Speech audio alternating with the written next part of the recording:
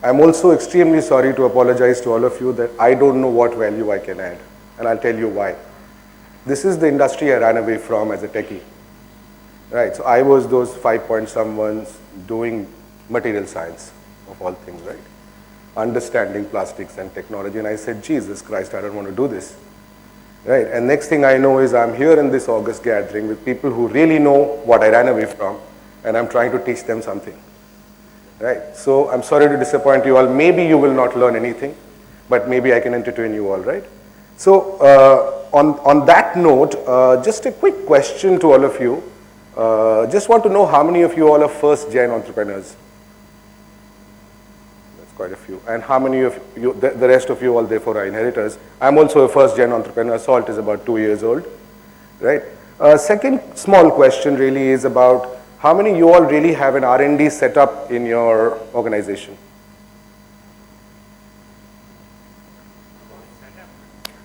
R&D? Okay. Third question. How many of you all really have a marketing setup? And I want to hold you all here to say, I'm not talking about sales, people who really go and sell, but real marketing setup where you're studying consumers and you're saying, I'm going to give them what they want. Oh, okay. How many of you all truly believe that you have the best product in the marketplace?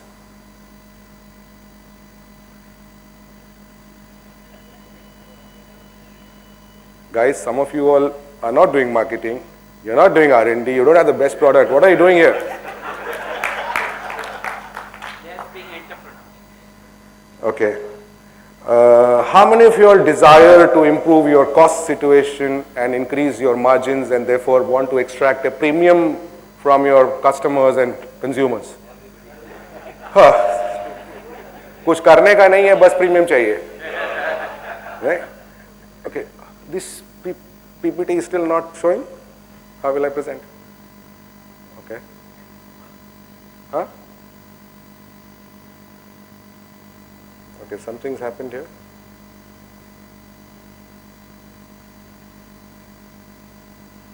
So the starting point is congratulations all of you guys. I think the first step of the journey you all have taken really in trying to figure how really you're going to scale up, how really you're going to make your business more profitable. Obviously, some of the answers lie in having R&D and marketing in place, or it's just an indulgence that you otherwise think. What do you want? It's all working.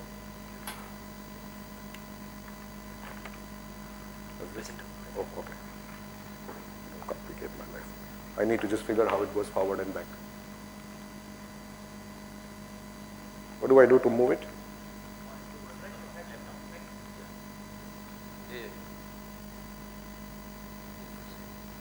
That's what I've been doing. Okay, begin this conversation by talking about the consumer, because I think all of you really have, and I've interacted with a few of the plastic manufacturers, all of you really have a B2B largely business, except maybe Manish there, since I met him. But largely you all have a B2B business, largely you have institutional sales, you go there, you make the sale, and you kind of get on with life. But the fact is, if you want to really build and scale up a business, you need to start thinking B2C, because B2C really starts giving you the ability to command the premium that you will never otherwise get. Because if you're going to a Walmart or a Carrefour, they have standard procurement prices, right? And you have to comply to their prices and then try and see how you can cut corners and build a profitable business. And B2C business is where really you start to build a demand. Consumer says, I want brand X or brand Y, and that's where you start to compromise less on your business, right? So to do B2C business, almost the first part, and I think all of us understand caste system, Indian political system is caste system. The first point really to understand is the fact that the consumer today is a Kshatriya. What do I mean by that? See, we come from a culture of simple living, higher thinking, right? India was a deprived nation. There was no money in India. And therefore, all the parents taught us, bhai aisa hai, ucha socho, bada kaam karo, but live simple. Have 3 khadi kurtas and whatever and live your life. From there, today, we have moved to a situation where we don't know what to do with our money. In fact, let me tell you this, that Indians are most uncomfortable about how to handle money or use money. A lot of people don't know how to invest money as well, right? In this environment where India is a nouveau riche society, where people are putting their money on their sleeves virtually. Look at the cars we drive today. Look at the brands of watches we wear, the clothes we wear, the style we have, the fashion products we use, right? The world has transformed, right? The consumer has changed. We have all changed here. But the funny part of the story is, we are still Brahmin business goes, right? That's the funny part of the story. We haven't changed our businesses. We are all running our businesses like we used to run, like our parents used to run actually, right? So there seems to be a constant there. How can there be a constant? Have we forgotten Hindustan Motors? It is still around, barely there, because they were constant. The Ambi still sells. They're trying to create a sub 4-meter Ambi now to sell, right? Premier Auto, market leaders, where are they today? And there are so many brands. Look at the textile industry as an example, right? Tell me a brand that survived other than Raymond and Bombay Dyeing. All your DCM, Bhilwara, Mayur Suiting, Nirlon, and you can name them. Sorry? Yeah, they're all gone. Right? Why did they go? Because consumer moved to ready to wear.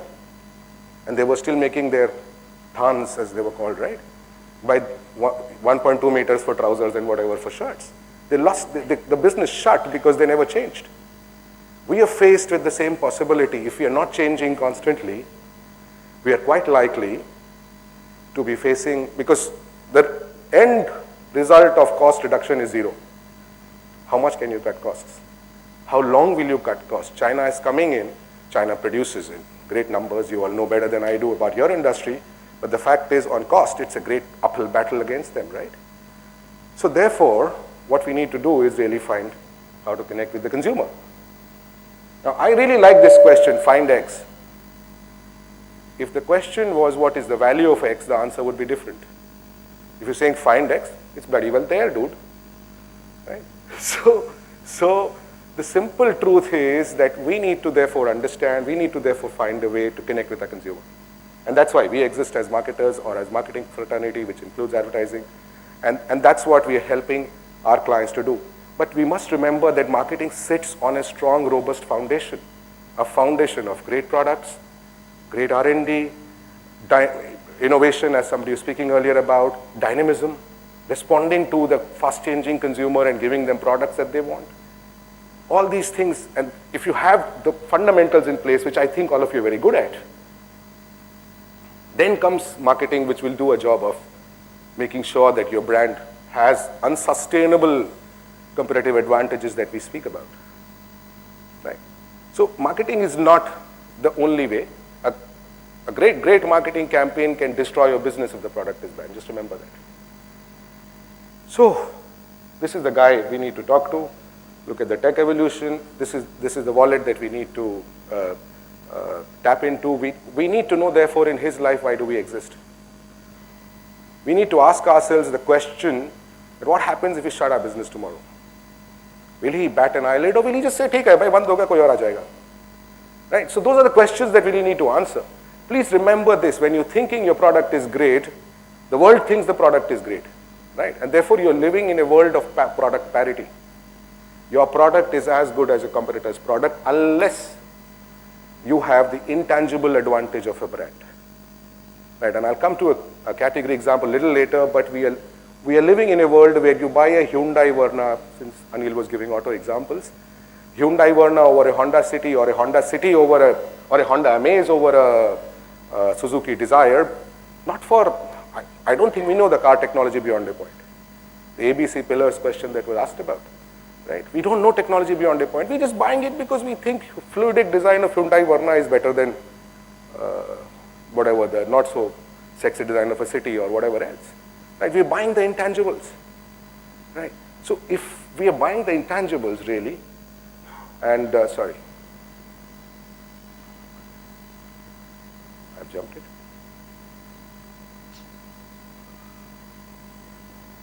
If we're buying the intangibles, how do we build really barriers with vis-a-vis the competition or new entrants to our business?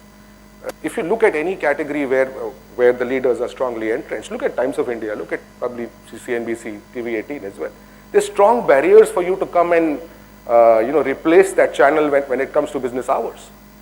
The strong barriers Times of India has built by having just 34 editions in Bombay City itself to make sure that if a competition comes in like DNA or HT, they have no chance of succeeding unless they're willing to bleed for 5 to 7 years. Right? What are the barriers you're building to your business? Is it the technology that obviously you need to work on, which I heard about a little earlier?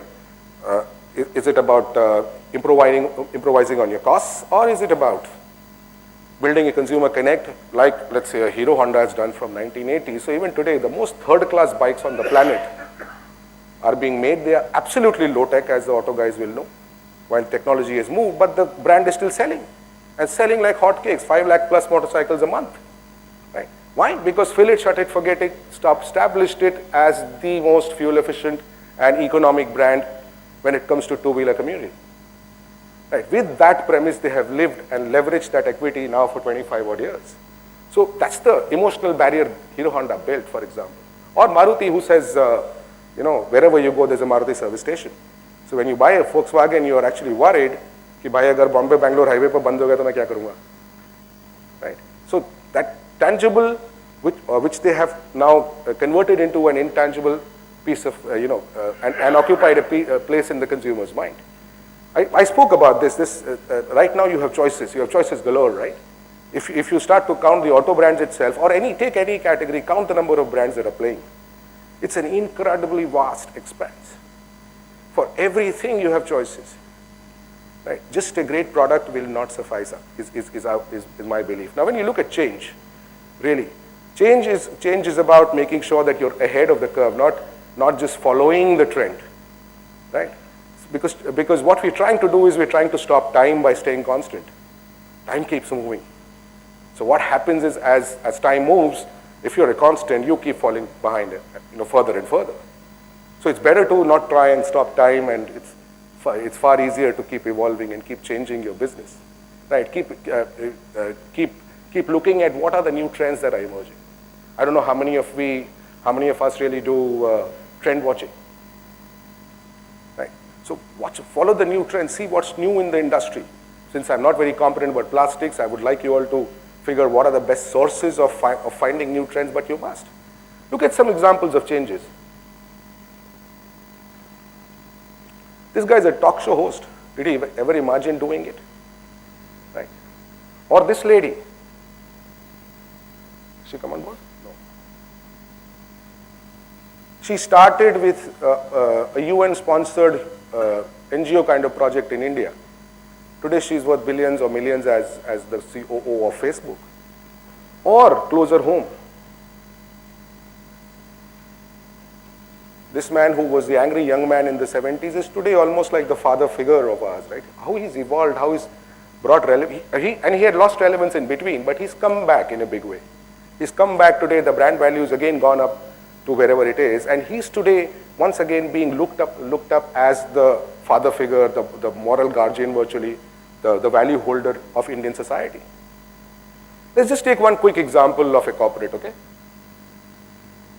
Any idea which this company is? Who this company is? What time data is where they started? Artificial intelligence, floppies.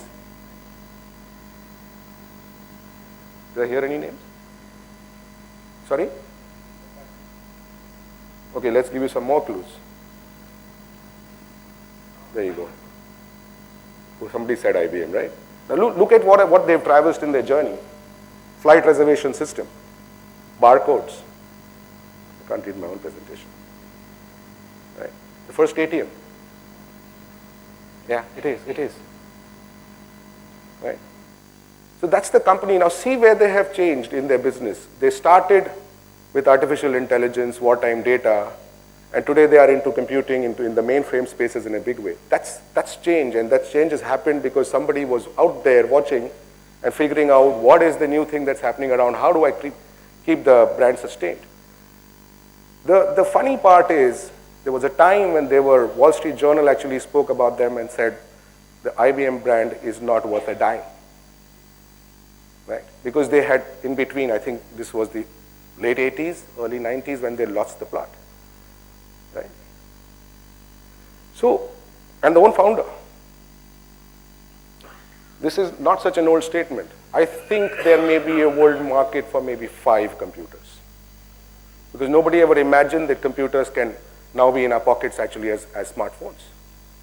So just one great example of a brand that's transformed. Our planet is alive with data. It's generated by cars on a freeway, patients in a hospital, electricity in the grid. The more we understand data, the more answers we find. Patterns are easing traffic in over 400 cities, detecting disease faster, reducing energy costs by 10%. On a smarter planet, we can analyze all the data we now see. Another quick example, I was involved with this brand.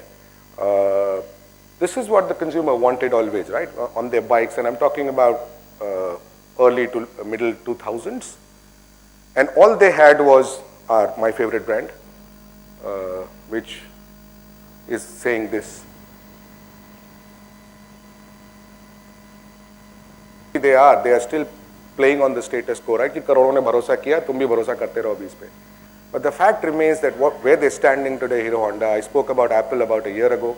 Look at where Apple is today. Yes, they're claiming to have sold 9 million 5Cs and 5Ss, but if you look at the market cap, it's just plummeted from 600 billion to about 400 or 350 or something now.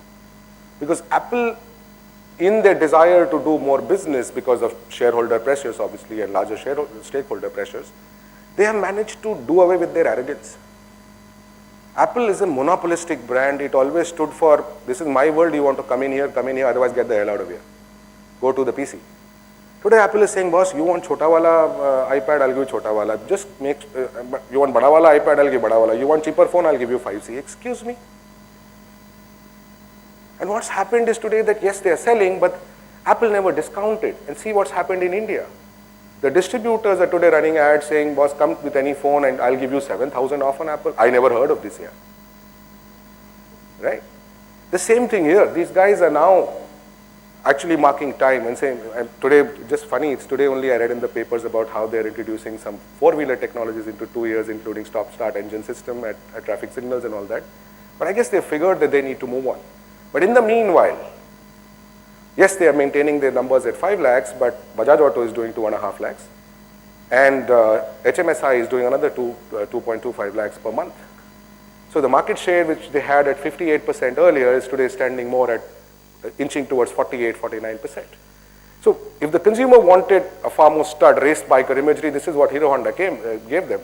And this is where, and I was part of this entire journey of Bajaj Auto when they moved from being a two-wheeler scooter maker to a bike maker. And I know that Rajiv Bajaj stopped production in his factory because he said, one more unhappy customer I do not want anymore. I'd rather change to complete Six Sigma, do Kaizen into his process as well, and then I'll come back and launch.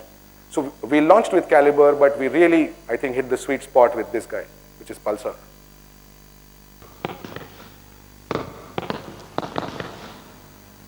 This is the launch commercial, 2010. A remarkable transition of a company that was in a plummeting to scooter market to now motorcycle market. And today, with this brand, they own the performance segment, which is a fairly large segment. So Bajaj is the market leader in performance segment. HMSI is coming into the value segment. Bajaj is trying to re-enter the value segment. Hero Honda is struggling desperately to retain its ground. Right? Absence of change and how change happens. And please know that, you know, when you're focusing on change in consumers, the consumers will always think about yes, no, buy, no, don't buy, etc. These rational questions will remain, but that's where you come in with your brand and you can overcome these. The other thing that I really want to speak about is true partnership. So yes, you need to have the right partnerships in your industry, but your biggest partner is your consumer. Right? And at Salt, what we like to believe is that we are actually not brand owners anymore, we are brand donors. So the more the consumer owns your brand, the more he believes that his brand belongs to you, but belongs to him, the stronger chance of your business success. Look at an example. We were involved with LG about 3 years ago. And at 3 years ago, LG and Samsung were in the same space. Look at where Samsung is today. Spectacular. Samsung, the best thing that happened to Samsung actually was the fact that Apple filed a patent suit against them. In one fell swoop, Samsung and Apple were on the same platform. Can you imagine a Korean brand which we all dismiss as cheap and plastic and whatever, sorry, no pun intended and no insult and offense meant. But all the Korean, suddenly this Korean brand is the most aspired for brand in the world. The only thing they did was they said, let me put my ears to where the consumer is, let me give him what he wants. So yes, the Android systems on which the Galaxy and S3, S4 operate are very similar in some sense to where iPhone, the iOS systems came in, but today they've taken it to a far higher order. It's the Android systems on Samsung are far more intuitive than Apple systems that are in the marketplace today. I don't know what else to say about this. This has been, I think we all know this. And the real differentiation has to come from either your product, but for a very short time. You know, hyper competition theory by Diaveni talks about a series of unsustainable advantages that we need to build in our business. So first of all, we need to know that we are in the battlefield. It's a war out there, right? You get something new, stay assured that within 6 months, your competition will have it and have a little more. So you have to have that advantage for that much time that's available to you, and before the competition catches up, you need to move to the next one. Otherwise, stuck in the status quo, RIP, dismissed anything new as fad, etc. That's what it'll be. There's an interesting guy called Simon Sinek. Yeah. He talked about the golden circle in one of the TED Talks. This guy is all of 39 years of age. He's a UK-based economist stroke business advisor. And he talked about 3 basic ways people look at their businesses. And this is for you all to really consume in terms of where you stand on your businesses. He said the first one is what. And everyone who's running a business really knows what they do. Right? He said higher order, a little higher order, some who know how they do it. Right? So whether it's the USP or the differentiation they have in the marketplace. And his trip is that very few know why they do it. What is the purpose of their business? And business purposing is a good thing, you know. I mean, it's something that we all have heard about, but we need to evaluate for ourselves. Apple's purpose when it became big was about making technology friendly and simple. My late father never touched a TV remote in his life. Yesterday I was on a long distance conference with a big business leader in this country, and I guarantee you doesn't know how to operate a computer. Right? Apple came and I said, I will fulfill the gap for people who are averse to technology, who are scared of it. And that is the big success. If you see Apple, it's got one button, everything is touch. It's very simple. It doesn't scare you to learn it, even if you're kind of really out of the picture on that front. So what is the purpose of your business? And I'll give you a category example a little later, but it's important to just think about this dimension, which is how you go forward. This is done by both Google and Apple, where what they do is, and quickly let me jump the slides. What they're saying is 70% of my money in whatever I do, whether it's production, whether it's distribution, etc., 70% of money is into conventional projects. Right? And in fact, before I forget, Coke has adopted this technology as of, I think, beginning this year or early last year. And they're saying 20% we will drive new technology, right? And 10% of my money I will spend on innovation. So even when you're marketing, do your traditional spends 70%, 20% in newer areas, and 10% on complete risk-taking. When you're doing your businesses and you're counting your monies at the end of the year, I'm sure you guys make a lot of money. How much money are you putting back into innovation and R&D is the question being asked here. So it's something that probably might give you a way forward in terms of how you want to go about innovating and evolving in your business. I thought it'll be very apt before I close to talk about one brand that we all know about. Right? And maybe we admire because this is the brand that almost sells at double the price of, right? Or maybe more, right? Now, the funny part is that the consumer doesn't see this as plastic. I don't know how many of you will believe this, but they see it as Tupperware. Right? And Tupperware is not plastic, it's Tupperware. Right? It's almost like all that we had last night, Bacardi. Right? So Bacardi is not seen as white rum or dark rum, it is seen as Bacardi. So a Concord Triple X rum or an Old Monk cannot compete with Bacardi. It's appropriated the category. And how did Tupperware do this? It's an interesting story of when they came in, they said, I'll give you feather-light, unbreakable plastic dishes called Wonder Bowls, but they started innovating immediately, Tupper Seals, right? Could withstand anything. And then came the more interesting part, which is that they created the largest women's marketing network in the world, right? Which led to some of the quotes there which you probably want to go through. Our core business is built on investing in the economic development of women around the world through social and product innovation. Sorry, why is this going blank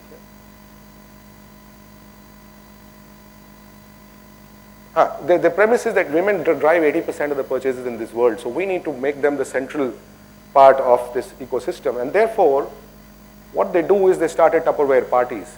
And it became a status symbol to do Tupperware parties, which were then enabled, and this is more interesting. So, and women were incentivized depending on how much sales they generated in that party through free gifting of Tupperware itself. Okay. Now, where this is led to is really this. And this is where the purpose of Tupperware starts to become evident to us. They have said that the women who are stuck in household chores, right, can I create extraordinary entrepreneurs out of them? Right. And they started to recognize women. And what did this lead to? Beauty, jewelry, apparel as businesses, right? And then they started to work on, this became a brand which women related to, which women were proud to be associated with. This gave them some self-expressive benefits. I can tell the world that I'm a part of this family, and this is a brand that takes care of me. Almost a little bit like Body Shop, which was about ethical sourcing. So, you need to find in your own businesses, what is that higher purpose you all are living with? Like Tupperware decided to create an opportunity and create extraordinary entrepreneurs out of women. Just one last slide before I say thank you. And I had to put something on sports.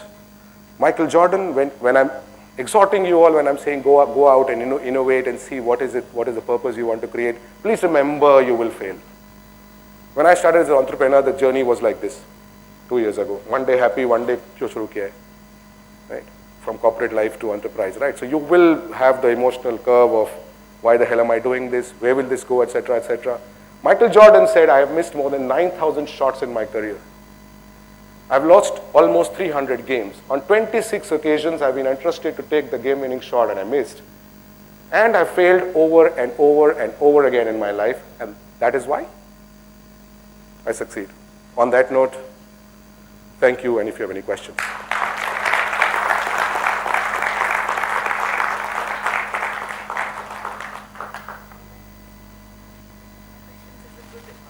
Or maybe. No questions is bad news. Please, somebody ask a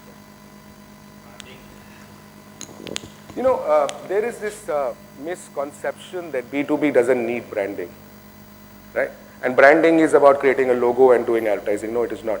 In fact, we are consulting with a few B2B companies, and let me tell you this, B2B needs far more rigorous branding because your opportunities are very, very limited, right? The first presentation you make to your potential customer, what is the impression you're leaving behind, right? What kind of collaterals are you leaving behind? Very large company we're interacting with, they do a business about 8,000 crores. And I kid you not, if you look at their credentials, they look like they're a hole-in-the-wall operator doing a business worth 40 crores or 30 crores. Right? So B2B is far more critical to brand because that's where the real differentiation starts to kick in. IBM was a B2B brand, Microsoft B2B, I mean there's so many brands like B2B. It's a myth that doesn't need branding. Because remember, your interactions are far higher quality than in B2C. In B2C, it's a one ad seen here, gone tomorrow, right? Versus in B2B, where you have this high quality interaction, if you can really leave behind a strong image, right? Then people retain it in their heads, which is what we do. I mean, Salt is a B2B company, right? When I go to any forum or when I go and meet the clients, I have to make sure that of the 20 partners they're meeting, or in this case, 30 speakers that are here, people must remember that there was one joker who came and presented. Right? It's extremely important. So one of the businesses we got yesterday, in fact, day before, is purely because we had met the client 6 months ago, but we left an impression on him which said, let me call those jokers from Salt and let's not follow Gilby and whatever else. Extremely, extremely important. So thank you, Mahesh. I think, yes, it was not entertainment, it was infotainment. And we've heard today and we have known today that branding or advertising is not it has multi dimensions and it has to be treated like that. And yes, we know that we are hungry, but yes, we have to have a hunger for growth, as somebody said. And Mr. Rambia, can we have you on the stage, please, to present a small token of our appreciation? A big round of applause for Mahesh for being what he is, and in his unique style, he presented us a lot of great ideas. Thank you so much.